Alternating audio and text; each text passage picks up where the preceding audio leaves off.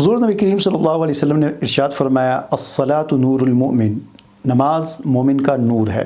ایک روایت میں ہے نماز جنت کی کنجی ہے، ایک روایت میں ہے ایمان اور کفر میں فرق کرنے والی چیز نماز ہے۔ تو نماز کے حوالے سے بے شمار احادیث ہیں، اس کے فضائل میں بھی، اس کے ترک کرنے پر وعیدیں اور آخرت میں عذاب، بہت سارے اس کے فضائل ہیں۔ سب سے اہم فریضہ ہے، اور نماز جو ہے یہ اسلام کی بنیاد ہے، دین کا ستون اسے قرار دیا گیا ہے۔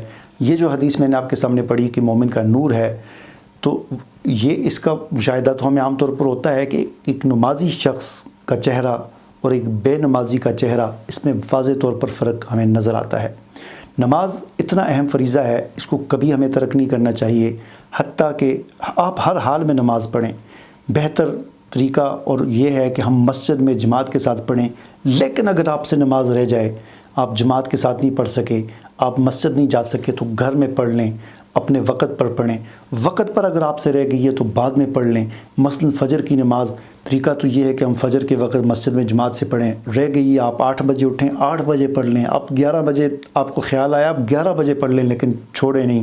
حتیٰ کہ اگر آپ کو ظہر کے وقت خیال آیا کہ میں نے فجر کی نماز نہیں پڑھی، آپ ظہر کے وقت ہی پڑھ لیں۔ یہ نہ کہیں کہ بس وہ چلی گئی، نہیں، وہ گئی نہیں ہے، وہ بھی باقی ہے، پہلے ادا تھی اب قضا ہے۔